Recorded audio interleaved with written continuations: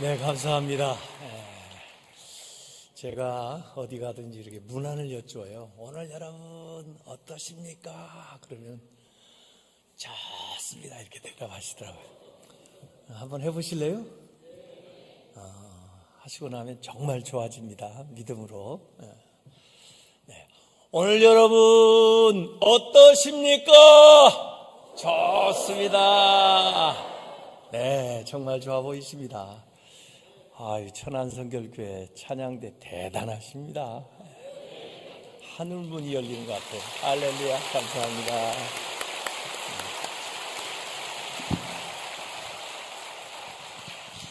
네, 찬양대원들도 좀 볼 겸 해서 제가 이렇게 나오겠습니다.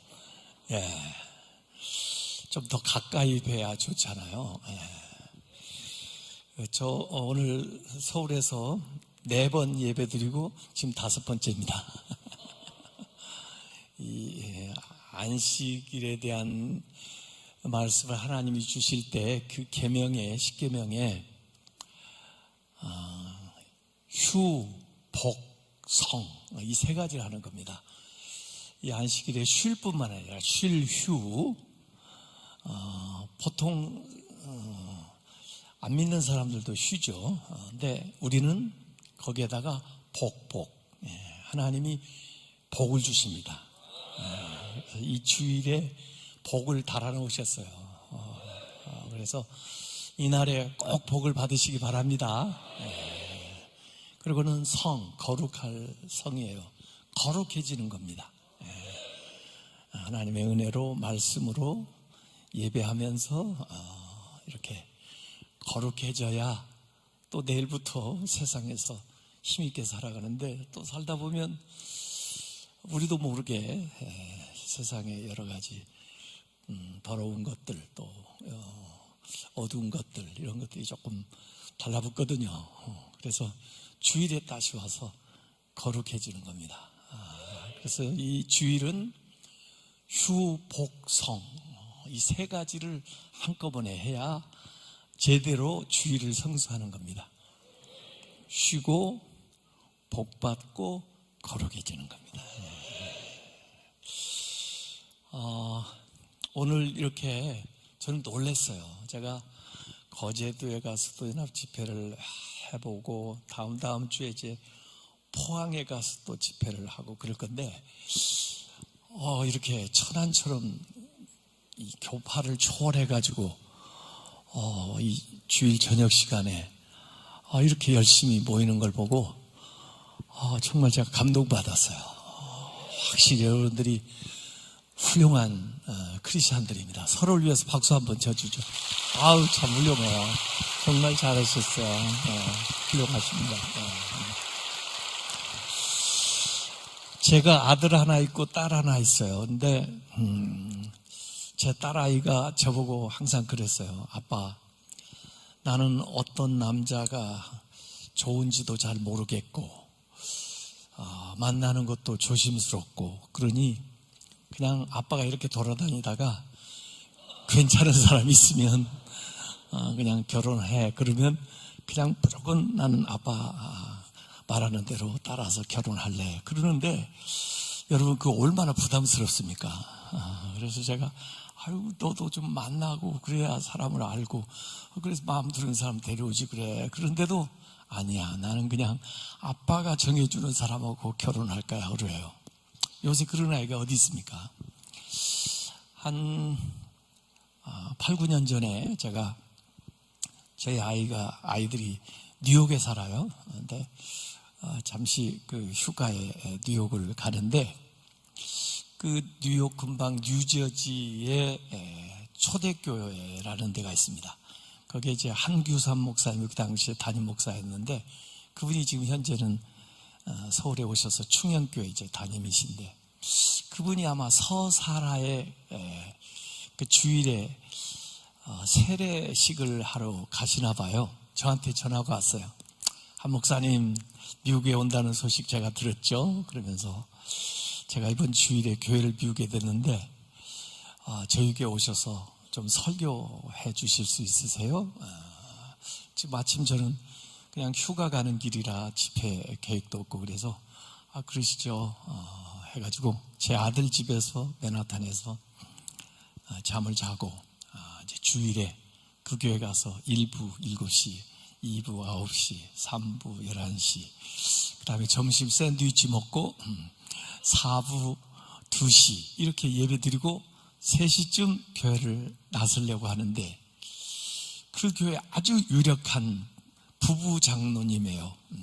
장승구 장로님이라고, 장기려 박사의 그 조카인데, 그분이 저를 딱 붙들더니 목사님 식사 좀 하고 가세요. 우리 담임 목사님도 안 계시는데 사부까지 설교하시고 그냥 가시는 게 제가 너무 마음에 안 됐어요. 그래서 죄송하지만 저를 위해서라도 꼭 좀 식사 좀 하고 가셔야 돼요. 그래, 장로님 지금 3시밖에 안 됐는데 무슨 식사를 해요? 그래도 점심 샌드위치만 드셨으니까 조금 일찍 가시죠. 그래요. 그런데 장로님, 제 아내하고 또 제 아이들이 여기 뉴욕에 사는데, 제가 이 끝나는 시간 맞춰서 저를 데리러 오기로 했거든요. 어디 아마 쇼핑하러 가려나 봐요. 그랬더니 목사님, 그러면 잘 됐어요. 아드님한테 전화를 해서 그 어디 일 좀 보고 아예 6시에 저녁 식사를 하면 어때요? 그래서 제가 제 아들한테 전화를 했어요. 야, 식사 대접하기를 원하는 분이 있는데 이거 어떻게 하면 좋냐? 그랬더니 약속하세요. 다른 약속 없으니까 일 좀 보고 그분이 어디 오라고 그러면 제가 모셔다 드릴게요. 그래서 장로님하고 약속을 했어요. 그래서 6시에 오라는 식당에 저희 4식구가 갔습니다. 그런데 그 장로님은 두 부부 장로님하고 결혼한 딸하고 결혼 안 한 아들하고 벌써 다 알아들어 버렸어요.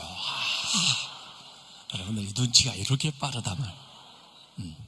그 아들은 평상시에 아버지 잘 안 따라다니는데 그날따라 무슨 로마서를 읽다가 질문이 있어가지고 아버지한테 물어보니까, 얘야, 오늘 강사님이 신학 박사다. 나한테 물어보지 말고 저녁 약속했으니까 그 자리에 가서 직접 목사님한테 네가 질문을 해라. 그래가지고 그날따라 아버지를 따라왔는데, 아버지가 야, 아까 무슨 로마서 질문이 있다고 그랬지? 목사님한테 해. 그러는데 그 질문 다 까먹고 제 딸만 바라보고 있다가 결국 결혼해서 아들, 딸 낳고 살고 있습니다.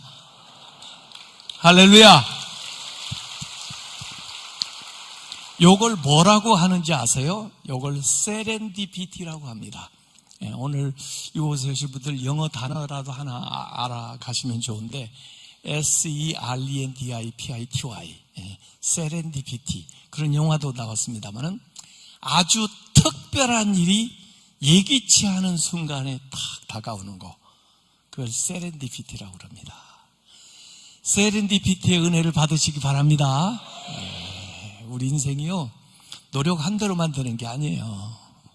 노력해도 안 되는 것도 있어요. 그런데 정말 우리 인생이 놀랍게 변화되는 것은 예기치 않은 순간에 다가오는 그런 특별한 은혜 때문에 한 단계 탁 업그레이드 되고요, 또 새로운 세계가 펼쳐지고 그렇습니다. 그 은혜를 받으시기 바랍니다. 그래서 매일 열심히, 물론 열심히 일해야 하고 공부도 해야 되지만 이런 특별한 때는 오셔야 돼요. 그리고 주변을 잘 살펴보세요. 그러면 뭔가 하나님이 예배해 놓으신 그 세렌디피티의 은총이 임하는 겁니다. 그래서 그런 기회를 하나님 앞에 드리는 거고, 또 하나님이 여러분에게 기회를 딱딱 주실 때 여러분이 그걸 잘 붙드시기 바랍니다. 사실 오늘 얘기하려는 다윗도 원래 전장터에 징집도 안 된 사람이에요. 전쟁이 일어나면 어지간하면 학도병이라도 끌려갈 텐데, 그 가정 8형제 중에 위에 형님들 3분만 징집되고 5명은 집에 있는데, 그 중에서도 막내가 다윗이에요. 그런데 아버지 심부름하러 갔다가 싸우러 간 것도 아니에요. 근데 여차저차 해가지고 결국 일이 기회가 돼서 아버지 이새의 집의 목동이었던 다윗이 이스라엘의 왕이 되게 된 것을 믿으시길 바랍니다. 요걸 뭐라고 한다고요? 세렌디피티의 은혜입니다. 이렇게 생각지도 못했던 아주 특별한 순간이 다가와요. 믿는 사람들에게 다가오고요, 성실한 사람들에게 다가오고요, 기도하는 사람들에게 다가오는 것을 믿으시길 바랍니다. 제 사유가 이제 장로 됐는데요, 저는 참 제 사유를 보면 요셉 같은 사람이지 어디 이런 사람을 하나님이 예비해놨나. 그래서 제 딸은 마리아 같은 여자 애들이 잘 살고 있단 말이에요. 그게 참 신비스러워요. 하나님 어떻게 이렇게 하시나. 자, 제가 오늘 골리앗의 시대에서 다윗의 시대로, 이런데 20세기까지는요 코로나19 이전까지는요 골리앗의 세계예요. 힘세고 나름대로 이 커리어가 있고 또 스펙 좋고 또 무기 좋고 뭐 인물 좋고 뭐 이런 사람들이 힘센 사람들이 주름 잡던, 강한 사람들이 주름 잡던 이런 시대에서 이제는 다윗같이 부드러운 사람, 유연성을 갖춘 사람, 물론 경험은 별로 없지만 그래도 믿음으로 시도해보는 사람, 요런 사람들이 이제 각광을 받는 그런 시대가 됐습니다. 그래서 이 골리앗 다윗 얘기 모르는 사람들 그냥 놓고 이 얘기를 하면 다 골리앗 편 한다고 할 거예요. 근데 우리는 이미 성경을 다 잘 아니까 다윗이 이긴 걸 알잖아요. 그래서 오늘 어떻게 다윗이 골리앗을 이겼나, 그 얘기를 4가지로 말씀드리고 마무리를 하려고 이렇게 생각을 하고 있습니다. 자, 만약에 라스베가스에서 권투 경기를 하는데 홍코나 챔피언 미스터 골리앗, 신장 2m 50, 몸무게 150kg, 백전, 백승, 백회여승! 사람들이 와! 그랬겠죠. 청코나 도전자 다윗, 신장 1m 10, 몸무게 27kg, 싸운 적도 없고 이긴 적도 없어. 그러면 뭐라고 그럴까요? 그러겠죠. 다윗 코치가 뒤에 가서 누구에다 돈을 걸까요? 이 다윗이 골리앗 앞에 나타난다는 것은요, 귀신 앞에서 머리 푸는 격이에요. 말도 안 돼. 게임도 안 시켜줘요, 사실은. 그런데 이 다윗이 골리앗을 이겼습니다. 여러분, 제가 여기서 한 가지 비밀을 가르쳐 드릴게요. 기왕에 붙으려면 센 놈하고 붙어야 됩니다. 아셨습니까?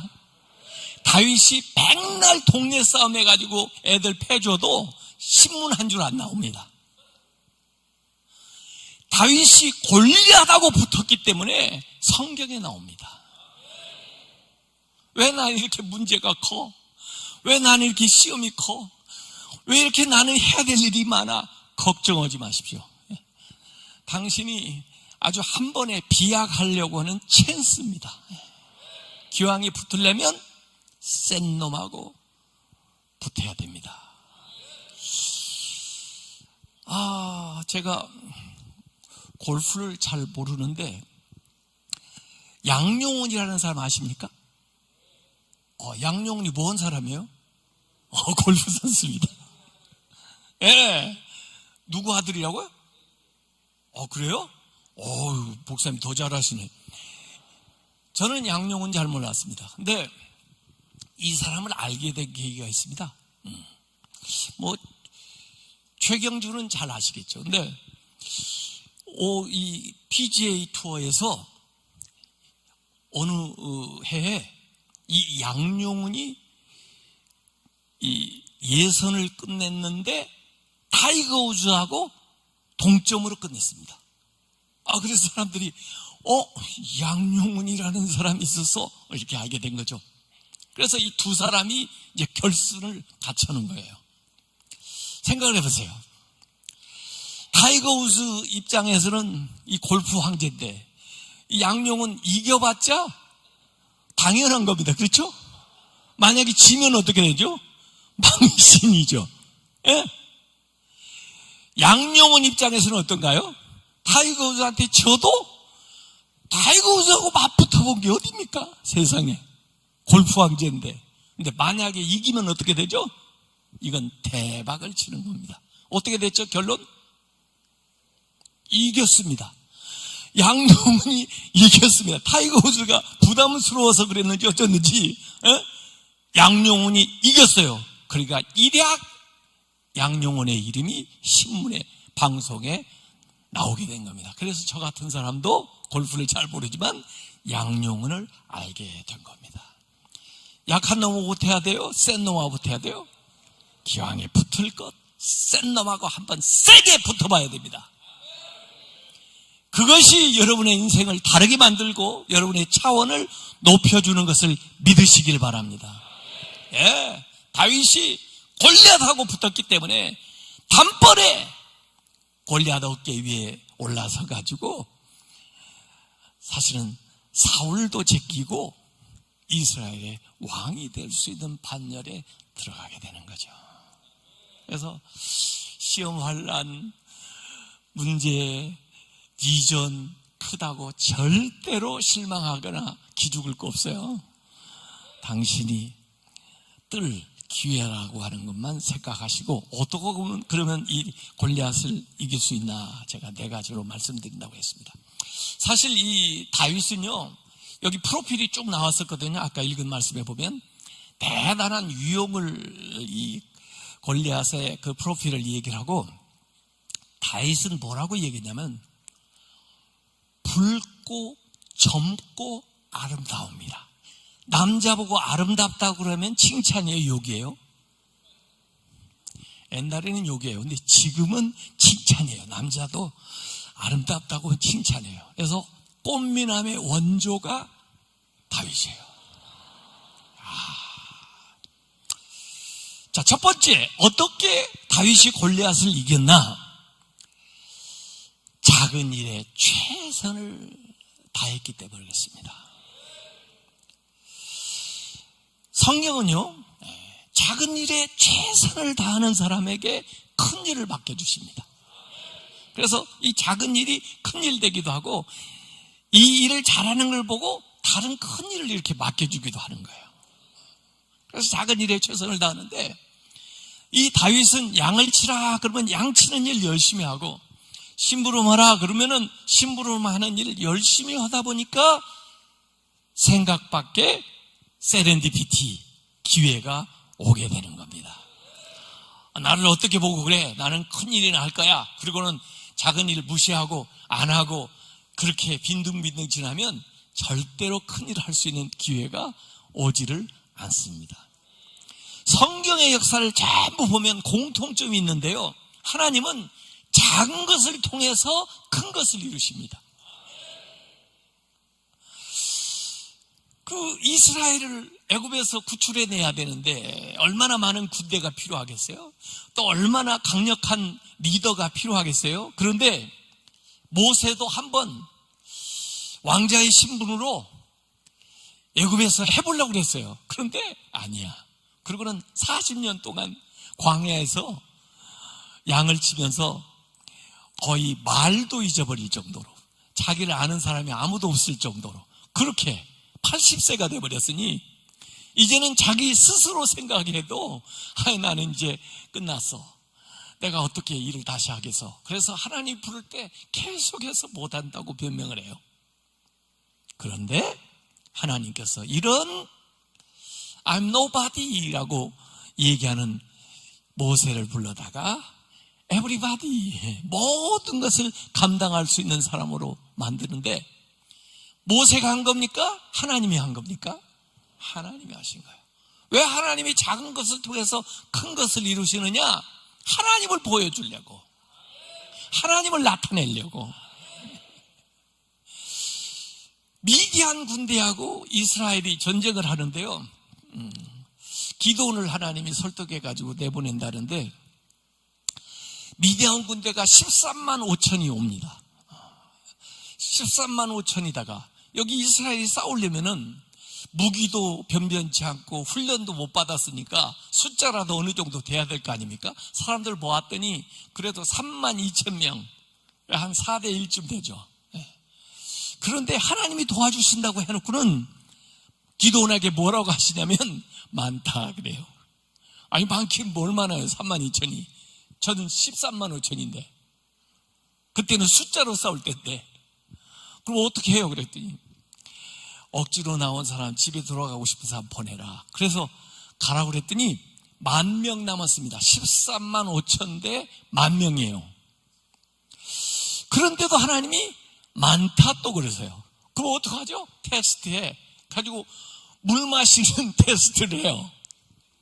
가지고 결국 9,700명 돌아가고 딱 300명 남았습니다.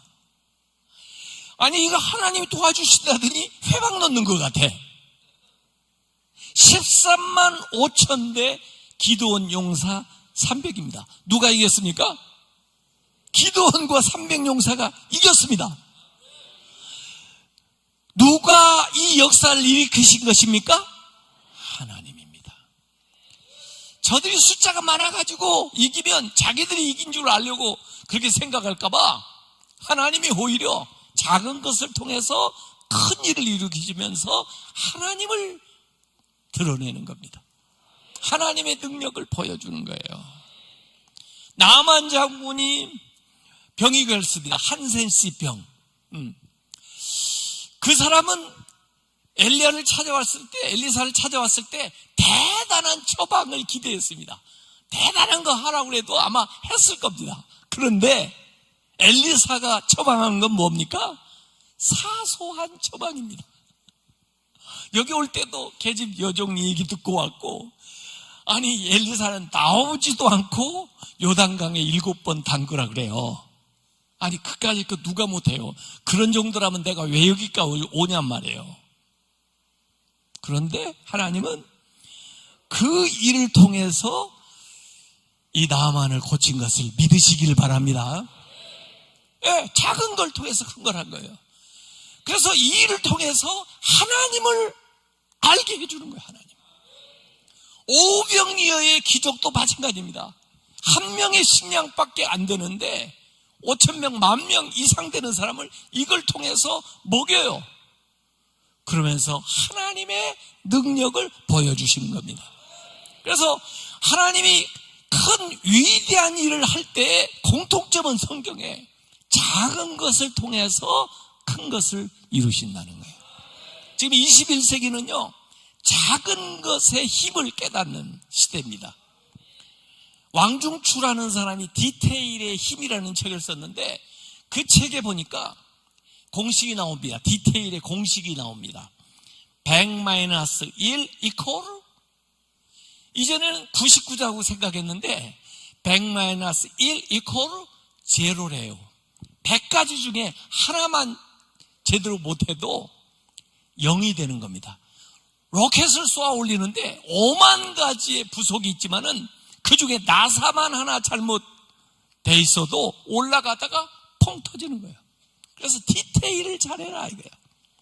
우리 한국이 21세기 또 20세기 말에 그래서 세계적으로 각광을 받는 이유는 뭐냐면 작은 것을 잘합니다.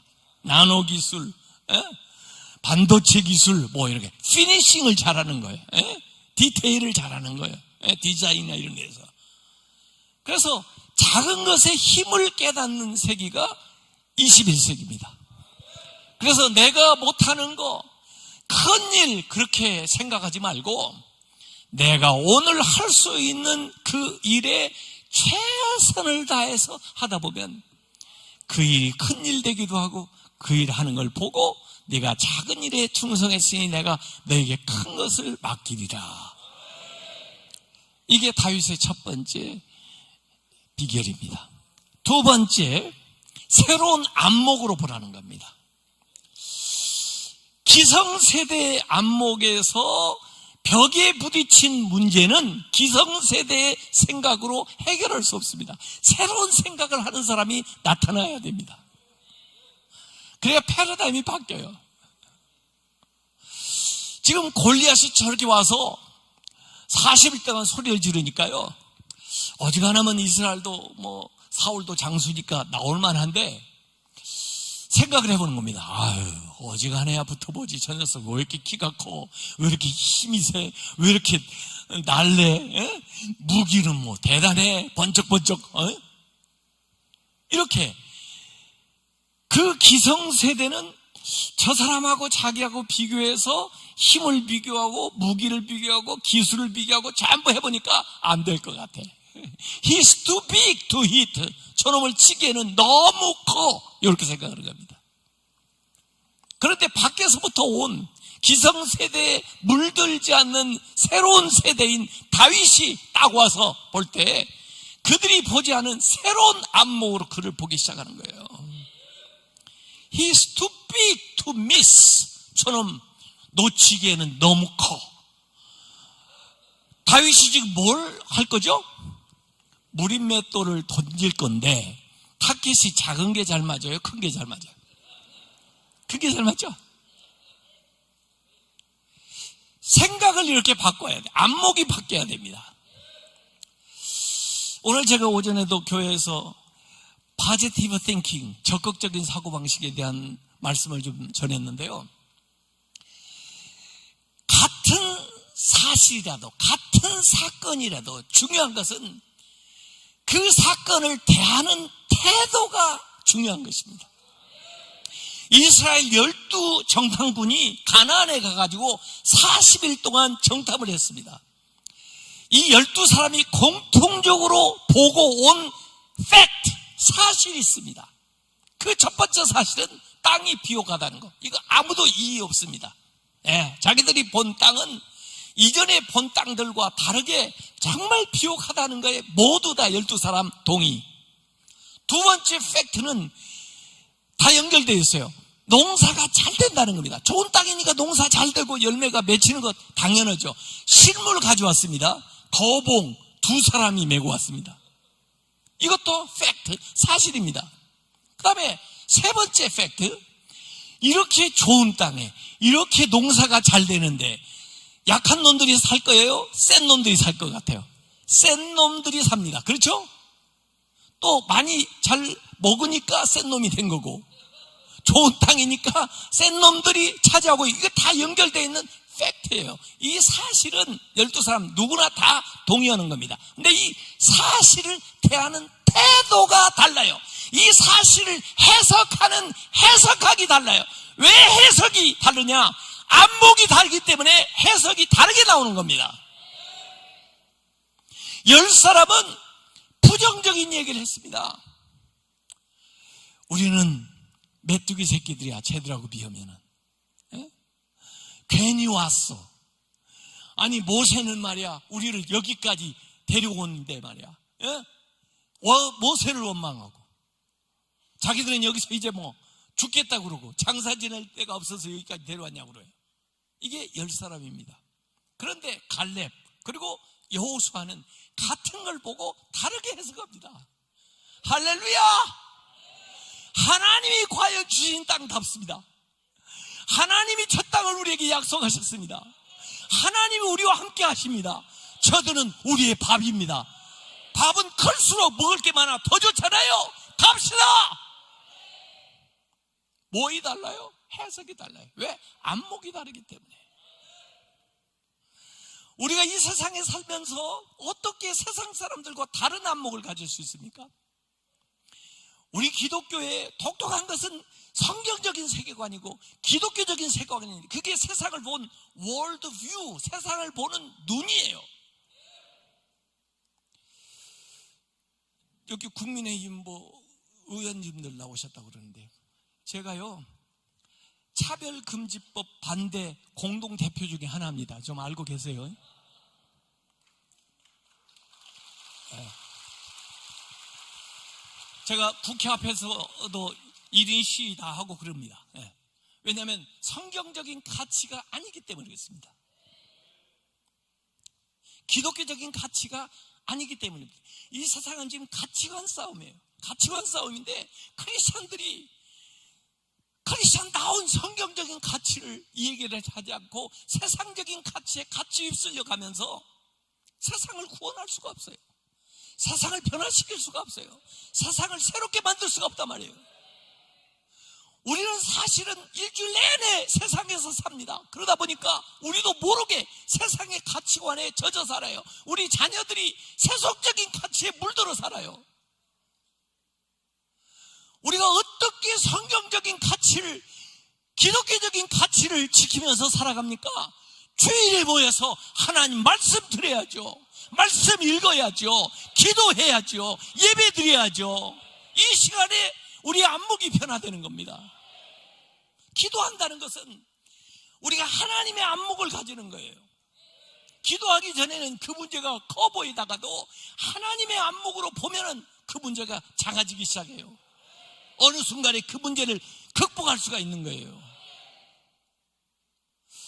그래서 이 성경적인 가치로 봐야 새롭게 보는 것입니다. 세상 사람들이에요. 이 사울과 그 형님들은 전부 세상적인 안목, 골리앗의 안목으로 자나깨나 골리앗만 묵상하면서 살아가는 사람들이에요. 그러니까 용기가 날 수가 없어요. 그 사람이 소리를 지르면 지를수록 기가 죽어 도망가는 사람이 있고 오금이 저려가지고. 그러나 다윗은 새로운 안목, 성경적인 가치관을 가지고 오는 걸 믿으시기 바랍니다. 새로운 안목을 가진 사람들이 새 시대를 열어가는 겁니다. 그래서 새로운 안목으로 보라 하는 것이 두 번째 말씀입니다. 세 번째는 자기만의 노하우를 가지라는 것입니다. 사실 이 싸움이라는 건요, 원래 싸움의 규칙은 힘 있는 자가 싸움을 만드는 겁니다. 정치도 가만히 보세요. 힘 있는 자가 법을 만듭니다. 자기에게 유리하게 만듭니다. 싸움판을 자기가 잘할 수 있는 것으로 깔아놓고 거기로 불러대는 겁니다. 골리앗이요, 나오라고 그래요. 자기가 제일 잘할 수 있는 것으로 사람을 나오라고 그래요. 자기 방식으로 처리하려고 그러니까 그 분야에 골리앗이 챔피언인데 누가 골리앗의 방식으로 싸워가지고 골리앗을 이길 수 있습니까? 안 됩니다. 그런데 강자도 약점이 있기 마련이고요, 약자도 강점이 있기 마련입니다. 이 약자가 강자를 이기려면은 자기의 싸움판을 벌려야 됩니다. 그리고 저 녀석을 유인을 해야 됩니다. 그래서 내식으로 작사를 해야 되는 겁니다.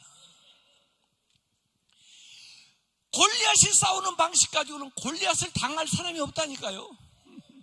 나간다고 그러니까요, 자원하니까요. 사울도 어느 장수 없나 그랬는데 나간다는 사람이니까 데려와봐. 보니까 애가 나간다고 그래요. 야, 뭘로 싸우려고? 너 이런 거 해본 적 있어? 그랬더니 전쟁은 안 해봤죠. 그래서 비슷한 걸 해봤어요. 뭘 해봤는데, 제가요 목동입니다. 양을 치는 것도요 대적이 있어요. 곰하고 사자들이 이 호시탄탐 양을 노리고요, 심지어 양을 해치려고 달려들어가지고 양을 잡아갈 때가 있습니다. 그런데요, 하나님이 저한테 힘을 주셨어요. 제가 달려들어서 그 사자에게서, 발톱에서, 그 곰에게서 제가 양을 건져냈습니다. 여러분, 이 기억력을 보세요. 과거에 하나님이 자기를 도와주셨던 것을 정확하게 기억하고 그 다음에 얘기합니다. 그때 도와주신 하나님이 저 골리앗을 그 곰처럼, 그 사자처럼 만들어 주실 줄로 믿습니다. 이건 상상력입니다. 이 기억력에서 상상력이 나오는 거예요. 기억력은 과거로부터 끌어오는 힘이고 상상력은 미래로부터 끌어오는 힘인데, 이 두 개의 힘이 만나면 창의력이 발생하게 되는 겁니다. 우리 한국 교육은 주로 기억력을 개발시키는 교육을 하고, 제가 미국 교육도 받아봤는데 미국 교육은 대개 상상력을 개발하는 교육인데, 사실은 이 상상력을 자극해주는 교육이 굉장히 중요해요. 여러분, 제가 한번 물어보겠습니다. 여러분이 지금까지 살면서 여러분이 하나님이 도와주신 경험이 있습니까? 없습니까? 없는 사람 거의 없을 겁니다. 예? 없는 사람이 여기 나올 수가 없어요. 여러분이 뭐 마음이 좋아서 하나님을 믿는 줄 아십니까? 하나님이 여러분의 삶에 역사하신 것을 경험했기 때문에 여러분이 지금 믿음 생활을 하고 있는 것입니다. 그래서 나는 예수 믿는 건 기적이라고 생각합니다. 그냥 믿을 수가 없어요. 사람이 결심이 한다는 게 며칠 가는 거지 이렇게 평생 갈 수가 없어요. 그런데 하나님이 과거에 도와주신 그 기억력이 왜 새로운 문제를 발생하게 되면은, 새로운 문제에 봉착하게 되면 싹 잊어버리죠? 처음 만난 것처럼 생각하죠? 그래가지고 의심하죠? 두려워하죠? 그걸 저는 신앙에 치매에 걸렸다, 그렇게 얘기합니다. 건망증, 잊어버린 거예요. 예수님이 그래요. 제자들이 막 풍랑만 나가지고 죽겠다고 그러니까 너희 믿음이 어디 있느냐 이렇게 말씀하시잖아요. 그 말씀은 Why don't you apply your faith in this situation? 왜 너희의 평소 가지고 있다는 그 믿음을 이 상황에 적용하지 않니? 그 말이에요. 믿음이 있으면 뭐예요? 하나님 말씀 배워서 뭐예요? 그걸 그 상황에 적용을 해야 되지 않습니까? 그런데 마치 처음 만난 문제의 것처럼 두려워하고 의심하고. 아프리카에 가면 뱀잡이 술이라는 이 독수리 일종이 있다고 합니다. 비서새라고도 하는데 뱀잡이 술이 공중에 이렇게 날아다니다가 눈도 좋아가지고 그 사막의 광야에 있는 두더지나 뱀을 딱 보면은 이 뱀잡이 수리가 내려와가지고 탁 낚아챕니다. 가지고 쪼아먹어요. 그런데 이 독수리도 약점이 있습니다. 이 쪼아먹고 있는데 갑자기 표범이 턱 달려들면요, 놀란 나머지 자기가 날개가 있다는 사실을 순간적으로 까먹고 그냥 뜁니다. 그러다가 표범한테 잡혀 먹히는 겁니다. 날개를 달아줬는데 날개를 펴고 2m만 3m만 날면 살아날 텐데 이 뱀잡이 수리는 순간적으로 당황한 나머지 자기가 날개가 있다는 사실을 까먹고 그냥 뛰다가 표범보다 더 빨리 뛸 수 있습니까? 표범한테 잡히는 겁니다. 하나님이 우리에게 믿음의 날개를 달아줬는데 진짜 필요한 때 믿음이 나와야 되는데 그때는 믿음이 증발해버렸어요. 이 사울이와 모든 기성세대가 마찬가지예요. 그런데 다윗은 여기서 정확하게 과거에 도와주신 하나님을 기억하고 있습니다. 제가 목동하면서 저 사자, 저 곰을 무찌를 수 있도록 도와주신 그 하나님이 오늘 지금 이 순간에도 살아계셔서 그 곰이, 그 사자가 골리앗으로 바뀌었을 뿐이고 나는 그 하나님의 도움으로 저 녀석을 무찌를 줄로 믿습니다. 이게 신앙생활을 적용하는 거 아닙니까? 오늘의 문제, 내일의 문제, 과거에 경험했던 신앙을 적용하고 나가는 거 아닙니까? 그거예요. 이 사울이 자기한테 이제 무기를 줍니다. 무기를 주고, 그 당시는 자비량으로 무기하고 다녔어요. 자기 무기 자기가 가져다 주고, 심지어 먹을 것까지 자기가 가져다가 이렇게 먹고 있는 시대니까. 그래서 갑옷을 입혀주고 무기를 줘요. 왜? 사울 대신 나가는 거니까. 여러분, 이스라엘에서 제일 신무기 좋은 것은 누구 겁니까?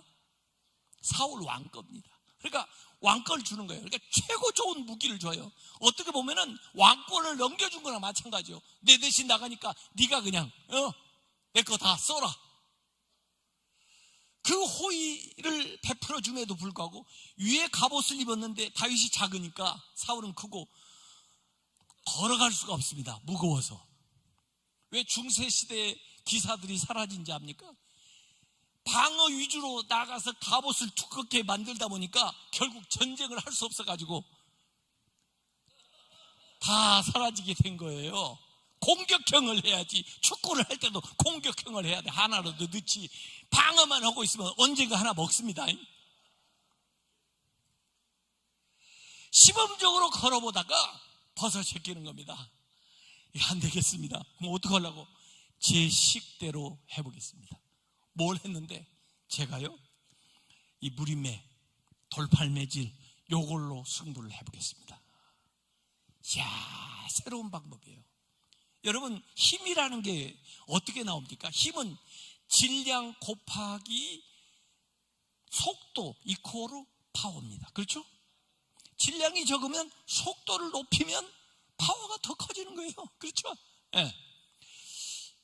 그래서 다윗은 자기의 방식으로 하는데 골리앗은 이렇게 붙어서 칼로 싸우지만은, 붙어서 싸워가지고 골리앗을 이길 수가 있습니까? 그건 골리앗이 벌여오는 싸움판인데 다윗은 띄워놓고 공중전으로 붙는 겁니다. 이 방안을 창안한 사람이 다윗이에요.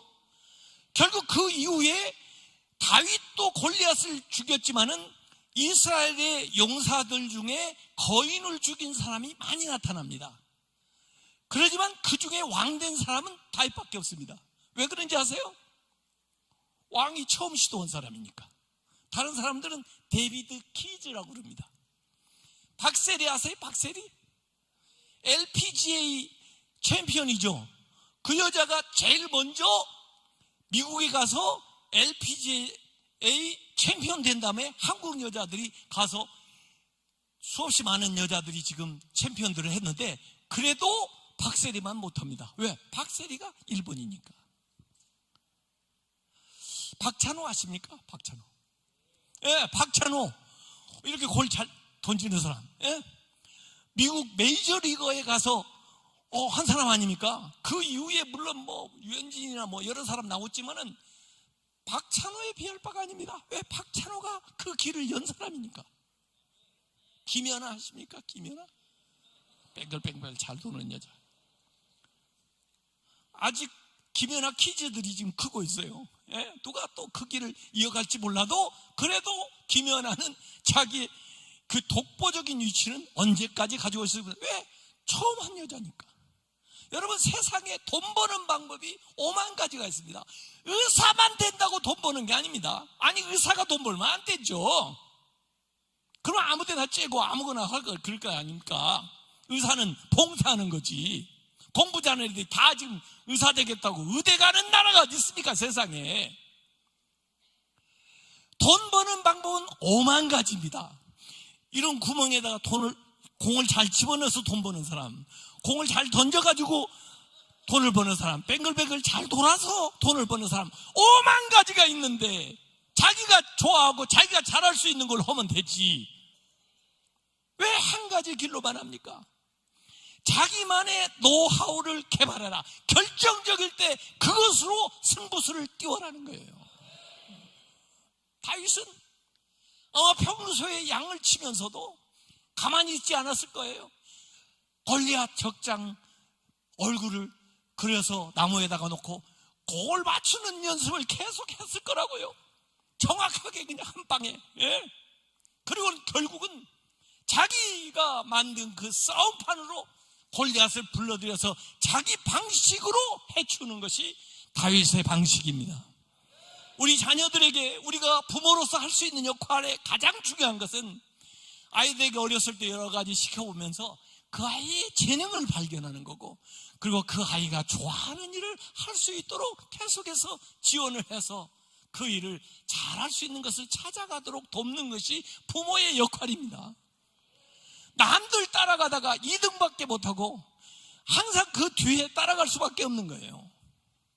자기만의 노하우를 개발하라. 그게 세 번째입니다. 마지막 네 번째는 자기의 정체성을 분명히 하라는 거예요. 내가 누구인지, 내가 무엇을 위해서 사는지, 나의 사명이 무엇인지 자기의 정체성을 분명히 하라는 겁니다.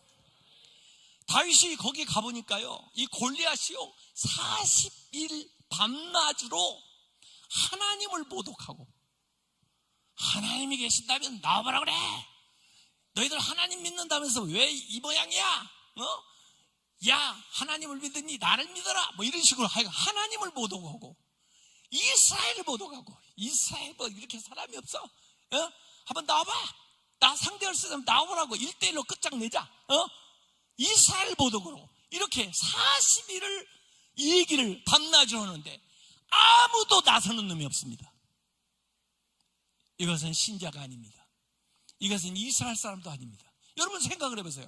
어떤 놈이 와가지고 여러분 집 앞에서 여러분의 아버지를 40일도 아니고 하루 동안 밤낮으로 욕을 한다면 여러분이 그 집 안에 그냥 틀어박혀 있겠습니까? 그렇죠. 그건 자식도 아니죠. 예? 얻어 터지더라도 나가야 될 거 아닙니까? 자식이면.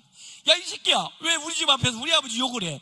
한번 붙어볼래? 얻어 맞더라도 그놈이 자식이지. 맞을까봐 무서워가지고 자기 아버지 욕하는데 집에 꼭꼭 숨어있는 놈이 그게 그 집 자식입니까? 그건 자기 정체성이 없는 거예요. 다윗은 여기 가서 딱 들으니까 열불이 나는 겁니다. 아이, 저놈이 하나님을 욕해? 아니, 이스라엘 욕을 해? 아니, 형님들은 도대체 뭐 하시는 거야? 아니, 나라도 나서야지. 이렇게 되는 놈이 진짜 이스라엘 사람이고 진짜 하나님 믿는 사람입니다. 한국 교회가 모독을 당하고 교회 목회자들이, 신자들이 그렇게 모독을 받는데 가만히 있을 겁니까? 나가서 이 얘기 해야 될 거 아닙니까? 그게 신자죠. 다윗은 자기의 분명한 정체성이 있었어요. 여러분, 그 뽀빠이 아십니까? 저는 이걸 뽀빠이 모멘트라고 그러는데, 뽀빠이가 평소에는 랄랄라 룰룰루 이렇게 지나가다가 뽀빠이 걸프렌드가 누구죠? 올리브가 있습니다. 올리브가 뭐 하다가 악당이 와가지고 위기에 처하면 뽀빠이 살려줘 그러면 올리브가 그러면 뭐 하죠? 시금치 한 깡통. 애들이 하도 시금치를 안 먹으니까 거기다 시금치를 넣으면 한 깡통 먹고는 알통이 막 나옵니다. 쭉 뛰어가지고 악당을 물리치고 올리브를 구해내는 거예요. 그걸 뽀빠이 모멘트라고 그러는 겁니다. 내 안에서 의분이 일어나는 거예요. 거룩한 분노가 일어나는 거예요. 느헤미야 같은 사람, 이런 사람들이 나라의 위기에 처하고 민족이 어려움에 처하고 사명들을 감당하지 못하고 그럴 때 의분이 일어나는 거예요. 이런 사람을 하나님이 쓰는 거예요. 다윗이 의분이 일어난 거예요. 왜? 자기가 하나님의 사람이니까, 자기가 이스라엘이니까. 이런 분명한 정체성을 가지고 있습니다. 그리고 나아가면서 다윗이 이 얘기합니다. 골리앗한테. 사실은 다윗이 나가면서요, 이 무림매는 가져갔는데 현장에서 이 매끄러운 돌은 시내가에서 조달을 합니다. 몇 개를 주었나요?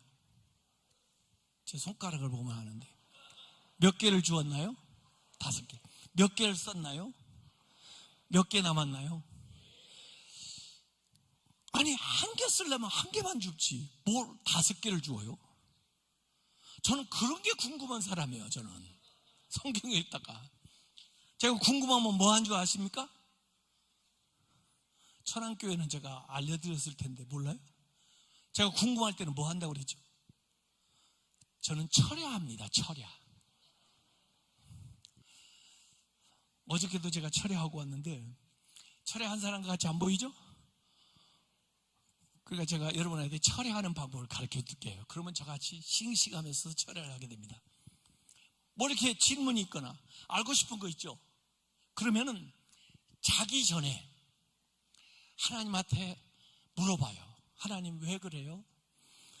1개 주면 될 걸 왜 5개를 주었대요? 저는 그게 궁금해요. 좀 알려주세요. 이렇게 기도를 하는 겁니다. 그 다음에는 이제 누가 답변을 해야 돼요? 하나님이 답변해야 되니까 내가 누워서 잠잠히 기다리다 보면 아침이 되는 거예요. 이게 철야입니다. 그것도 못해요? 그런데 그러다 보면 밤에 가르쳐 주십니다. 진짜 하나님이. 그래서 어떤 때는 제가 새벽 2시에도 가르쳐 주시니까 일어나서 스탠드에 불을 켜고 씁니다. 근데 문제는 아침에 일어나서 보면 내가 썼는데도 뭐라고 썼는지를 잘 모를 때가 있습니다. 그런 때는 놔뒀다가 다시 졸릴 때 보면 알겠습니다, 뭐라고 썼는지. 이런 식으로 해가지고. 근데 주로 하나님은 젠틀하시기 때문에 아침에 새벽에 일어나면 그때 저녁에 질문했던 것이 답변이 똑똑똑 이게 옵니다. 그게 영감입니다. 영감 있는 설교도 해야 되지만 영감 있는 작품을 써야 되고 영감 있는 연주를 해야 되고 다 요새는 영감이 있어야 됩니다. 예.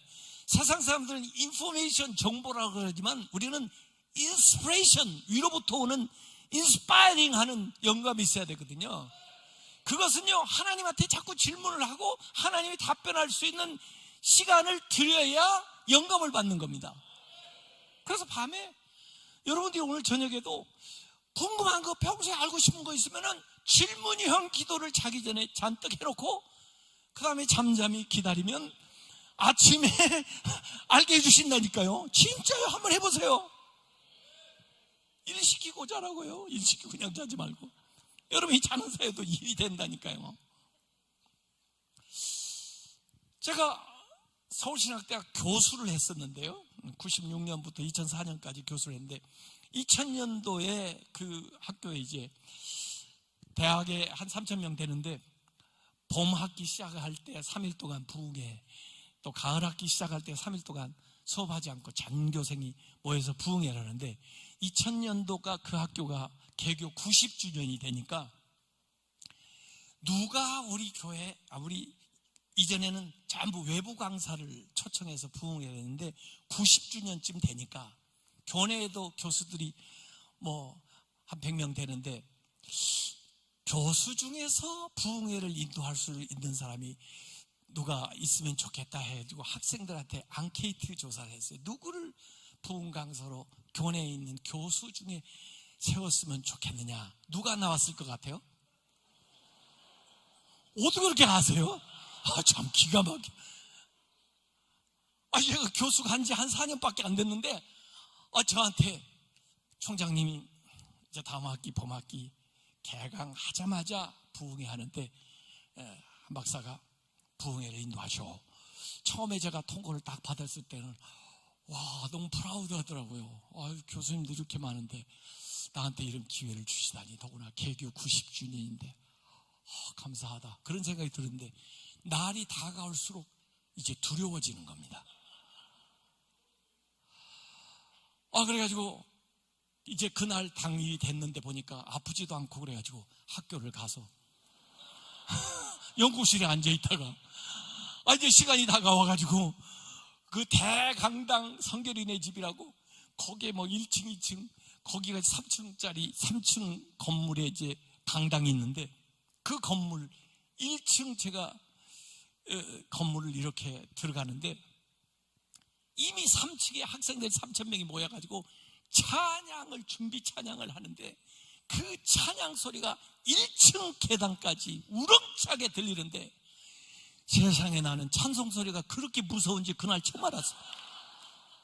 와, 엄청 모여가지고 뭐 이렇게 우는 사자가 뭐 삼킬자를 찾아 그런다더니 나를 잡아먹으려고 그러나 발이 떨려가지고 계단을 올라갈 수가 없는 거예요. 발이 후들거려서. 그래서 주저앉아가지고 주여 믿습니다. 겨우 발 하나 또 올려놓고 주여 믿습니다. 주여 믿습니다. 그래도 아멘을 안 하니까 더 힘이 안 나는 거야. 또 발 하나 올리고 주여 믿습니다. 좀 힘이 나려고 그래. 아멘을 해주니까. 또 발 하나 올리고 주여 믿습니다. 그랬더니요, 진짜 제 마음속에 음성이 들리는데 나도 너를 믿는다. 제가 깜짝 놀래가지고 보니까 아무도 없고 저밖에 없는데 제가 눈을 또 딱 감으니까 나도 너를 믿는다. 저는요 그 2000년도 지금 22년 23년 전인데 그날 처음 알았어요. 하나님이 나를 그렇게까지 믿고 있다는 걸 그날 처음 알았어요. 나는 나만 하나님을 열심히 믿는 줄 알았지, 하나님이 그렇게까지 나를 믿고 있다는 것을 나는 그날 처음 알았어요. 여러분 아십니까? 하나님이 여러분을 믿는다는 거 아시냐고요? 하나님이 여러분을 믿는다는 거 아시냐고요? 근데 저는 그때 처음 알았어요. 나만 하나님 열심히 믿는 줄 알았지, 하나님을 그렇게까지 하나님이 나를 믿고 있는지 몰랐어요. 그래서 깨달았어요. 아, 내가 하나님을 믿은 게 아니고 하나님이 나를 믿고 계셨구나. 그래서 나를 붙들어 주셨구나. 그래서 나를 여기까지 인도해 주셨구나. 그래서 내 믿음 내려놓고 나를 믿는다는 하나님의, 주님의 그 믿음을 내가 붙들기로 했어요. 그랬더니 힘이 오더라고요.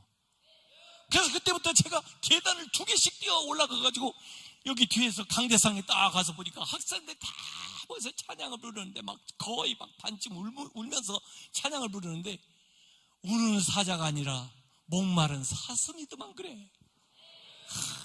은혜 받으려고. 무슨 얘기를 해도 다 은혜가 되는 거예요.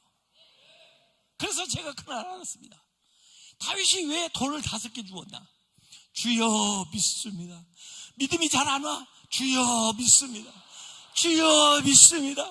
주여 믿습니다. 주여 믿습니다. 그러니까 하나님의 음성이 들린 거예요. 나도 너를 믿는다. 그래서 일어난 겁니다. 그러고 보니까 5개를 주었던 거예요. 이게 다윗의 믿음이에요. 그러나 하나님은 원샷에 끝내주는 하나님, 넉넉히 이기게 하시는 하나님. 만약에 하나님이 그 음성을 안 들려줬다면 지금도 다윗은 이러고 죽고 있었을 거예요. 나간다더니 저 녀석 지금 뭐 하는 거예요 지금. 나갑니다. 나가면서 그래요. 너 골리앗, 너는 네 칼과 네 창을 의지하고 나한테 나오지만은 나는 네가 모욕하는 만군의 여호와 하나님의 이름으로 너에게 나가노라. 여러분, 이게 기도입니다. 현장에서 하는 기도입니다. 저는 이걸 섬광기도라고 그래요. 플래시 프레이어, 섬광기도. 섬광을 팍 플래시 비치듯이 쏘는 거예요. 현장에서 이 기도를 할 때 싸움이 바뀌게 됩니다. 이 기도하기 전에 싸움은 골리앗과 다윗의 싸움인데, 다윗이 자 뭐라고 합니까? 너는 네 칼과 창을 의지하고 나오지만, 골리앗은 골리앗이지만 나 다윗은 네가 모욕하는 만군의 여호와의 이름으로 나가노라. 골리앗과 다윗의 싸움이 골리앗과 하나님의 싸움으로 바뀌는 것이 기도인 걸 믿으시기 바랍니다. 기도하면 하나님이 개입해요. 그 사건에 기도하면 여러분의 싸움이 하나님의 싸움이 돼요. 기도하면 여러분의 소원이 하나님의 소원이 돼요. 기도하면 여러분의 문제가 하나님의 문제가 돼요. 싸움의 대상을 바꾸는 게 기도예요. 그래서 기도는 하나님하고 악수하는 거예요. 그리고는 하나님의 손이 움직이는 거예요. 하나님의 능력이 나타나는 거예요. 그래서 이 현장에서 모든 사람들이 듣는 앞에서 다윗이 선포하고 나갑니다. 내가 나가서 너를 싸우는 게 아니고 나는 하나님의 대리자로 나가는데 너 하나님이 너를 끝장내줄 거다. 이러면서도 계속 돌리고 있어야 돼요. 계속 돌리면서. 그런데 골리앗은 이야, 이스라엘 놈들 진짜 양심도 없네. 애를 보내고, 야 이 녀석아 보낸다고 나오냐 이놈아, 난 너 짝짝 찢어가지고 이놈 3번만 들어줄 거야 이 녀석, 이러고 있습니다 골리앗이. 그런데 다윗은 이렇게 하나님 앞에 기도하고, 그리고 돌팔매를 날렸습니다. 제가 그 현장에서 자꾸 보니까 이게 쫙 아주 엄청난 속도로 달려오는데, 그래도 골리앗이 날린 사람 아닙니까? 떼어놓고 날려오니까. 근데 잠깐 보니까 약간 벗어나더라고. 그러니까 골리앗이 이 녀석도 헛방 지르고 있네 이거. 그런데 이게 이렇게 오다가요 갑자기 꺾여서 이렇게 들어온 겁니다. 그거 보셨어요? 그걸 봤어야 되는데, 그 비디오로 돌려줘야 되는데, 난 한일 월드컵 때 그걸 봤어요. 그 코스를. 이렇게 볼을 차가지고 골포스트 밖으로 나가려고 그러는데 안정환이 딱 뜨더니 헤딩을 하니까 이게 꺾여가지고 들어오는데 어떻게 막습니까 이걸? 그 코스란 말이에요. 그걸 모르는 사람에서 그걸 가서 한번 보시라고. 그거 하나님의 역할이 있을 거 아니에요. 하나님을 불렀는데 지금.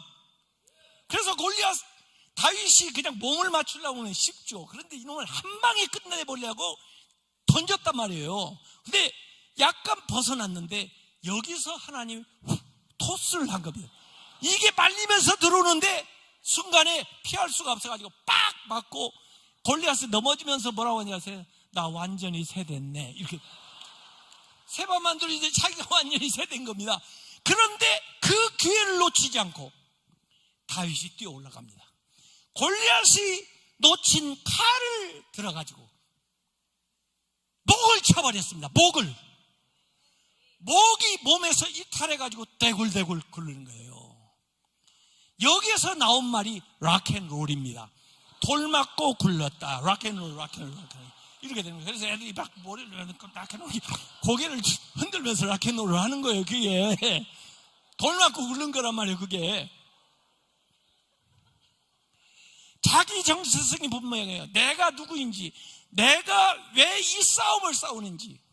다윗이 내가 이 싸움을 통해서 하나님이 살아계신 것과 이 싸움은 사람의 힘과 무기에 달려있지 않다는 것을 내가 보여주겠다는 거예요. 그런 인생의 목적이 있는 사람이 하나님이 도와주죠. 왜 여러분이 성공해야 되는데, 왜 여러분이 꿈을 이루어야 되는데, 왜 여러분이 문제를 해결해야 되는데, 잘 먹고 잘 살라고 그건 안 믿는 사람도 다 하는 거예요. 왜 하나님이 그 일에 도와줘야 됩니까? 여러분을. 내 인생의 목적이 분명해야 돼요. 내가 이 일을 통해서 하나님이 살아계신 것을 드러내겠습니다. 내가 이 일을 통해서 하나님이 기뻐하시는 일을 하겠습니다. 더 많은 사람을 고용하고 더 많은 사람이 인간다운 삶을 살고 하나님의 영광이 나타나는 일을 하겠습니다. 그런 사람 도와주죠. 하나님이요. 그게 내 정체성입니다. 이게 크리스천의 정체성이에요. 이게 안 믿는 사람하고 다른 것입니다. 왜 우리 자녀가 잘 돼야 됩니까? 왜 내가 잘 돼야 됩니까? 그 이유가 분명해야 돼요. 그게 자기의 정체성이에요. 내가 누구이며 내 사명이 누구이며 내가 사는 목적이 무엇인지를 알아야 될 거 아닙니까? 골리앗이 쓰러지고 목이 떨어져 나가니까요. 블레셋 사람들은 다 이러고 있었습니다. 왜? 100% 골리앗이 이길 줄 알았어요. 이스라엘 사람들이 이러고 있었습니다. 왜 그랬을까요? 다윗이 죽는 걸 참아볼 수가 없어가지고. 그런데 어떻게 됐습니까? 완전히 역전됐잖아요. 골리앗이 쓰러지니까 그제서야 블레셋 군대가 도망가려고 그러는데 발이 땅에 붙어가지고 떨어지지를 않습니다. 5금 2절에서 이스라엘이 이러고 있다가 와 달려가가지고 뒤에서 전부 블레셋 군대들을 칼로 찔러가지고 작사를 내버린 겁니다. 골리앗의 시대는 가고 다윗의 시대가 열린 걸 믿으시기 바랍니다. 사울의 시대도 가고 다윗의 시대가 열린 걸 믿으시기 바랍니다. 여기 청소년들도 있고 우리 자녀들도 있는데 더 이상 기다릴 필요 없어요. 당신들의 시대입니다. 당신들이 차고 나가야 돼요. 언제 형님들 다 하고 내 마지막 막내 8번째까지 언제 돌아오냐고요. 아버지는 내가 그렇게 대단한 인물이 될 거라는 거 알지도 못하고 사울이 왔을 때 형님들만 다 부르고 나는 양을 치라고 했는데 언제 나한테 기회가 오느냐고요.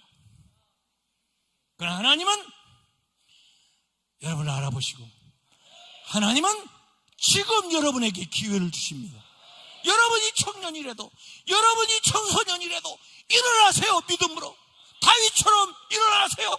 내가 누구인지를 알고 내 사명을 알고 나가세요. 여러분이 잘할 수 있는 거 해보세요.